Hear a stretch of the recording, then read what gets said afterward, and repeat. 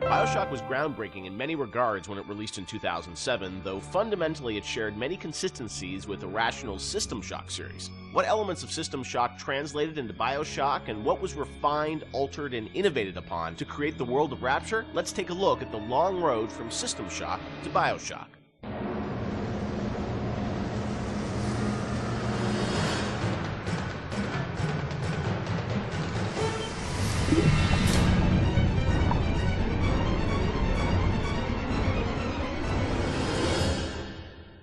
Everyone knows where the game ended up, but I think fans would be interested to learn where this game or the idea of doing this game started. And I think, you know, folks know System Shock and the legacy of that game, huge fan base. Did it start as a System Shock game initially?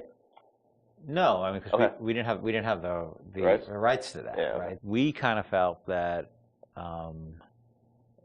there was more game design to mine there. You know, that it was sort of, we did that one game, and it was sort of the first game that really combined shooting and RPG. And it was a very small budget. You know, it was a very small team, and it was the first game we had ever done. So we got pretty lucky, I think, in terms of how well it came out. But you know, but the odds were sort of stacked against it. And the team, you know, was really enthusiastic about doing a game like that. You know, and time had evolved, and the team was much more. We had done a bunch of games together, and we were, you know, we had a stable technology base, and we were like, okay, well, which System Shock 2 was not. I mean, that engine, no game had ever shipped on that engine. It was a very crude piece of technology. Most of us had never shipped a game at the time. So like, well, what if we had a stable technology base, and we had a team that was more experienced and more seasoned, and we had, you know, an actual, like, art director, and, you know, which we didn't really have on System Shock 2. You know, what could we do? And so I think there was a lot of enthusiasm in the team to really try to do a more mature version of that kind of game.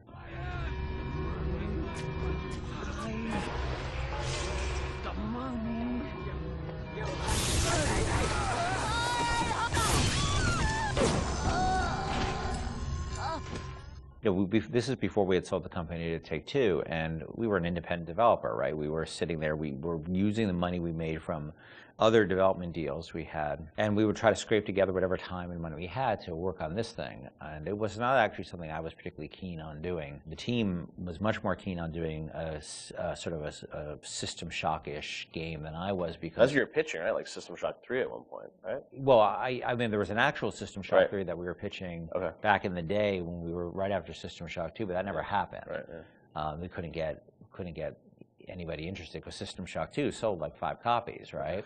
And so as the business guy, the guy who had to not only just sort of write the content, but the guy who had to go out and get the deals and pay everybody, I wasn't particularly excited about doing this, because it was very disappointing when we did System Shock 2 and nobody bought it. You know, it got great reviews. It got these insane reviews, but it left us in a place where it didn't really move the needle for us in terms of making payroll. So I wasn't super excited about it, because I didn't see a publisher be interested in it, and I didn't see the audience actually be particularly interested in this kind of game. And it was really the team who convinced me to invest in this, because they're enthusiastic. I think a lot of them came to the studio because of System Shock 2. And so finally they sort of battered me down. And it's good they did, because I was not the first fan of doing this. And I know initially there was something called the Serene Dawn. That was a spaceship, or what was that? No, that was the name of a cult, right? Cult. Yeah. That's right. Okay. That one's, I think, been lost to the... If I remember correctly, Serene Dawn was a cult. You were playing as a deprogrammer that was infiltrating the cult, and your name happened to be Carlos Coelho, who was one of our programmers at the time. It's named after him, yeah. Then there was a story notion that I always really found interesting, which was that you have these cults, and you have sometimes people who, they're these sort of characters who are really live on the edge of the gray morality, which is these guys who come in and essentially kidnap people out of these cults, or rescue them, depending on how you look at it. Because what it really is, from a functional standpoint, it's a kidnapping, right? You're coming to an adult, and you're saying, you know, you're hired by their parents or whoever, and this was in the story, it was like a senator whose daughter joined one of these religious movements called the Serene Dawn, you said? Yeah, the Serene Dawn. And I always thought that was a really interesting tension of this hero who's basically a kidnapper. And taking a young woman against her will out of the place that she was in. Now, you could also make the other argument that, well, she was not really there by her will. But there's a really interesting conversation that goes on there. I think there was actually a Kate Winslet movie, a Harvey Keitel Kate Winslet movie, which dealt with a similar theme. Because usually you hear that story, you know, these deprogrammers as a sort of heroic kind of notion. But I always thought that, well, there's something interesting about agency going on there, and about are people entitled to make bad mistakes, or is it a bad mistake? It all depends on the person. You know, and I'm not a fan of religious cults or religion in general, but there seemed to be an interesting discussion of freedom there and independent decision making, and I thought that idea was cool, and that was sort of the basis of it for a while. But it was really mostly for the purpose of, we needed something to go out and pitch to publishers, and so we know we didn't have a ton of time to really develop it. So that sounded like, all right, this will do for now. And was that pre-Underwater City? I mean, this was just like an idea for a story. We may have stepped away from that to do the cult thing, but then we went back to the underwater. No, we had that one room, remember? We had the one World War II room with the roaches on the ground and like these weird test tube things that you could walk around. I don't know where that fell. It could have been underwater. There was no windows. The thing is, we were a small business, right? And we were trying to like figure out a way to sell this thing with spending the least amount of money, because we didn't have any money. We didn't have a pot to piss in. So we would do this demo. That was one room basically, just to show.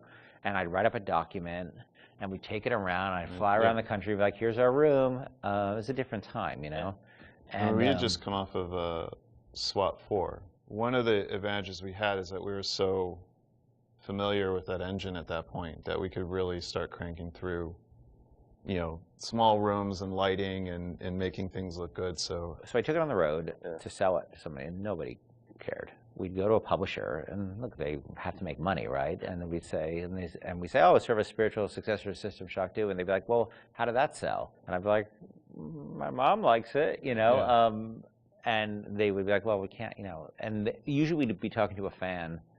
A lot of executives, like sort of junior executives, were fans of System Shock, and they go to their boss and they'd be super excited, and their boss would open up, their Excel spreadsheet and be like, "No, we can't do this." And I think the pitch probably evolved as we kept trying different permutations trying to sell. But we're also out there trying to sell like 2 or 3 other things at the time. We had a pitch for a game called Monster Island, and well, our SWAT 5 pitch was Zombie SWAT. Yeah, we had just come off of SWAT 4, which is like hardcore tactical, and we decided they wanted us to do another SWAT, and we didn't really want to do another hardcore tactical game. So we're like, what if we added zombies to SWAT? Like, you're a SWAT team that fights zombies and werewolves. That sounds awesome. And it was like, no, it doesn't. And this is before. This is like before zombies were a thing. Yeah.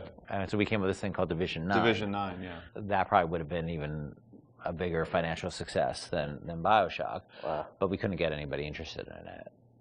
We didn't have enough werewolves in the demo, I think. We had 0 werewolves in the demo. Yeah, we were going to have werewolves, weren't we? Werewolves and vampires. So it was the whole, really? Yeah, werewolves, the whole, vampires, like, zombies? just throw it all the Universal Studios monsters from like... Oh, wow. Yeah. So what happened is we couldn't sell it, but we were always sort of independent-minded. And so I said, well, what if we sort of did this in reverse? Instead of getting a publisher first and then doing a press tour on it, what if we sort of did the press first? Yeah.